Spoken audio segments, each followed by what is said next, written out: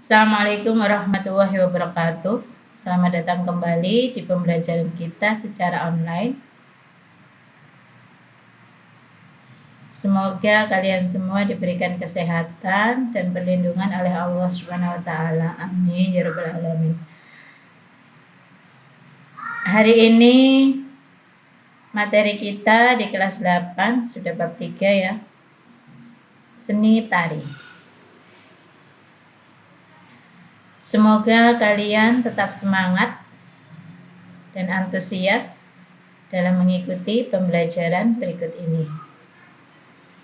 Check it out.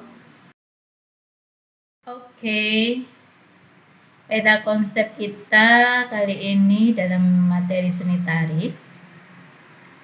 Yang pertama adalah keunikan gerakan tari tradisional, dan yang kedua adalah iringan tari tradisional.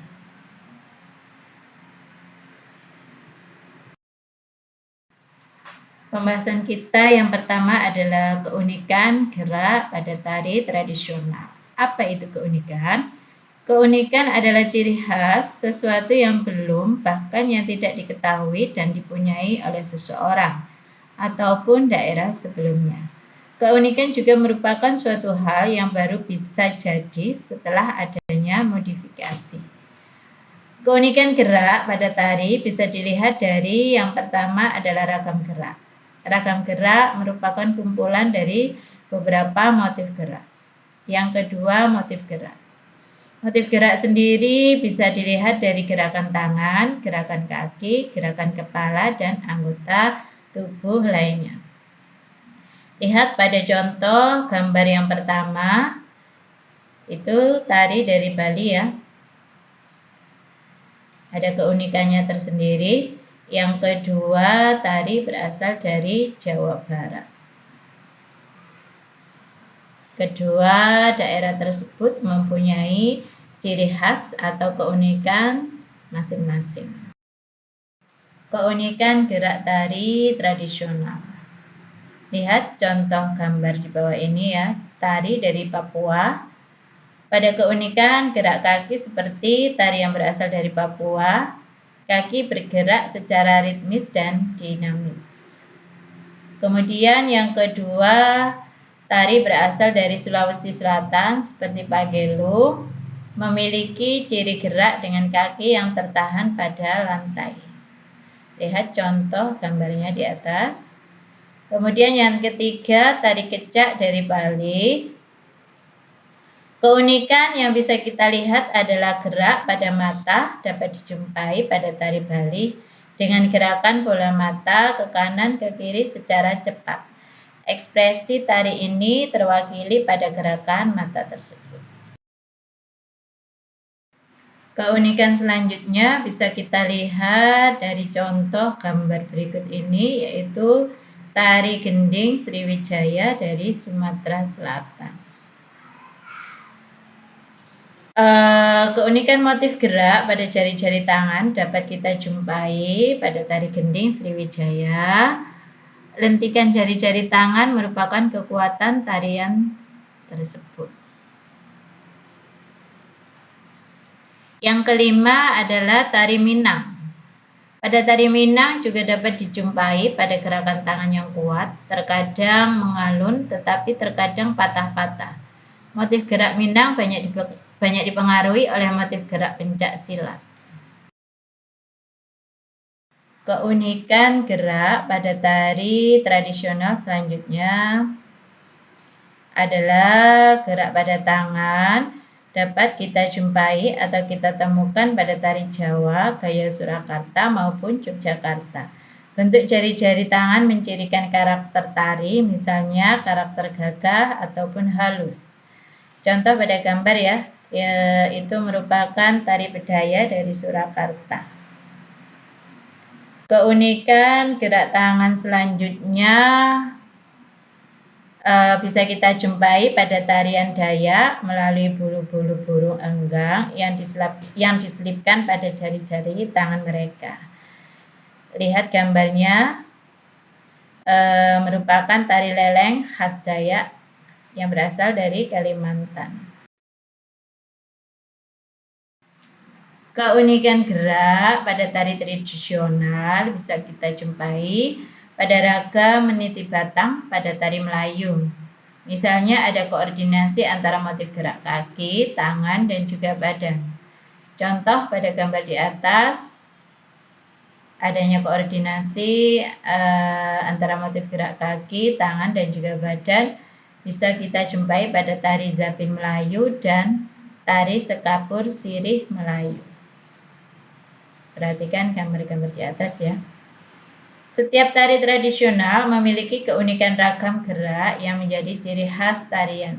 Melakukan ragam gerak tradisional haruslah sesuai dengan kaidah yang berlaku dan sesuai tarian itu berasal. Selain keunikan gerak pada tari tradisional, terdapat juga keunikan iringan pada tari tradisional. Pada hakikatnya, seni tari terdiri dari dua unsur, yakni unsur gerak dan musik iringan sebagai unsur bunyi. Tidak lengkap sebuah tarian tanpa iringan musik. Ekspresi jiwa sebagai ide yang ingin disampaikan akan lebih terasa. Oleh karena itu harus sejalan dengan gerakan tari yang akan dibawakan. Jenis iringan musik tari daerah berbeda-beda sesuai dengan karakter gerakannya. Contoh, gamelan sebagai pengiring tari Jawa. Lihat pada gambar di samping ya. Gambar gamelan Jawa sebagai pengiring tari Jawa. Keunikan tari tradisional tadi ada gerakan, kemudian iringan. Sekarang keunikan busana. Tarian harus disesuaikan dengan jenis irama, gerakan, dan tujuan tarian. Tanpa kostum atau busana, suasana tari tidak akan muncul dengan baik. Kostum dapat mengikuti busana daerah maupun isi atau topik dari tari yang akan dibawakan. Contoh tari kijang, tari merak dari Jawa Barat. Perhatikan gambar di samping. Gambar tari merak dari Jawa Barat, kemudian tari kidang kencana juga berasal dari Jawa Barat. Kostumnya berbeda-beda ya, sesuai dengan tema atau topik tarian yang mereka bawakan. Jenis-jenis penyajian pada tari tradisional. Pertunjukan tari tradisi secara penyajian dapat dibedakan menjadi 3. Yang pertama, tari tunggal, yaitu tarian yang memang dibawakan hanya oleh satu orang saja. Contoh tari tradisi tunggal misalnya tari topeng ronggeng dari Betawi. Lihat contoh gambar ya, ada gambar tari topeng Betawi.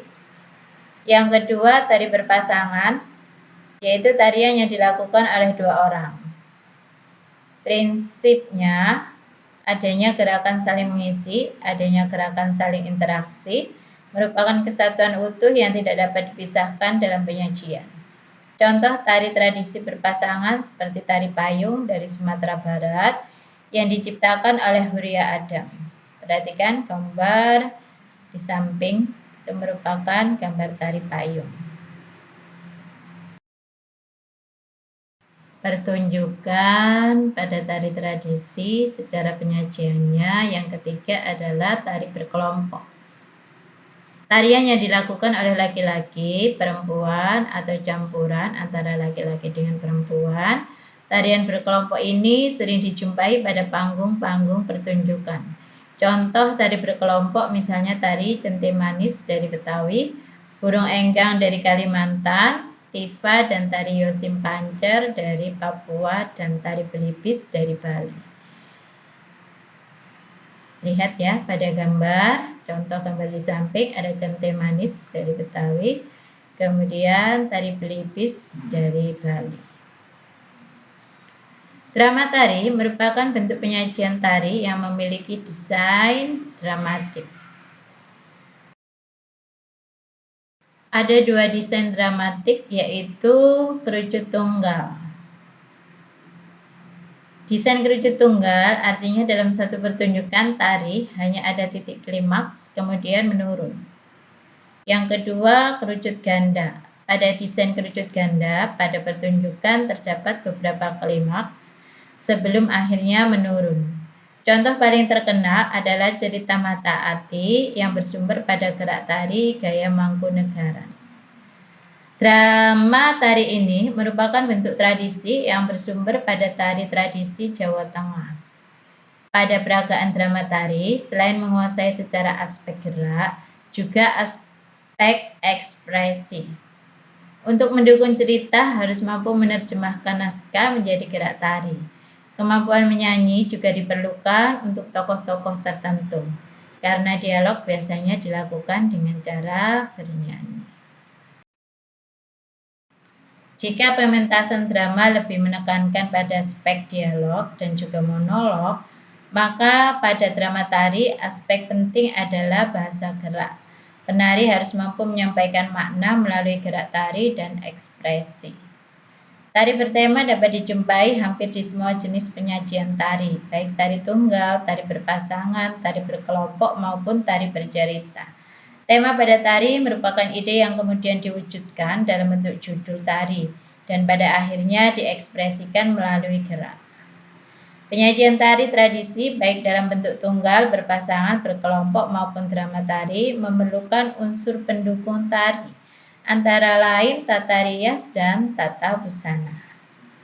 Tata rias dan tata busana memiliki peran penting pada pementasan untuk mendukung karakter tari yang hendak disampaikan. Pada drama tari, unsur pendukung tari dalam bentuk tata rias dan tata busana memiliki peran penting karena dapat menunjukkan tokoh dan karakter yang dapat divisualisasikan. Setiap tokoh memiliki keunikan dan kekhasan dari tata rias dan tata busananya.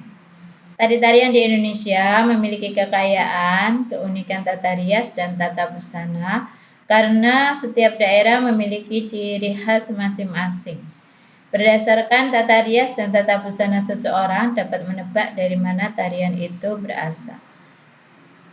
Setiap tari memiliki tata rias dan tata busana tersendiri. Tata rias dan tata busana juga berkaitan dengan tema tari dan karakter tari yang dibawakan. Tata rias dan tata busana juga untuk penari pria berbeda dengan penari wanita. Perbedaan ini juga untuk semua nama jenis tari. Tata rias dan tata busana tari tradisi biasanya masih tetap berpijak pada tata rias dan tata busana tradisional. Hal ini menunjukkan identitas pengembangan gerak yang dilakukan sesuai dengan daerahnya masing-masing. Penonton melalui tata rias dan tata busana yang dikenakan akan mengetahui dari mana gerak tari tradisi itu dikembangkan. Contoh lihat pada gambar ya.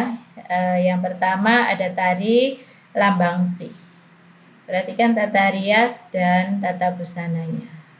Kemudian yang kedua tari Golek Menak dari Jogja.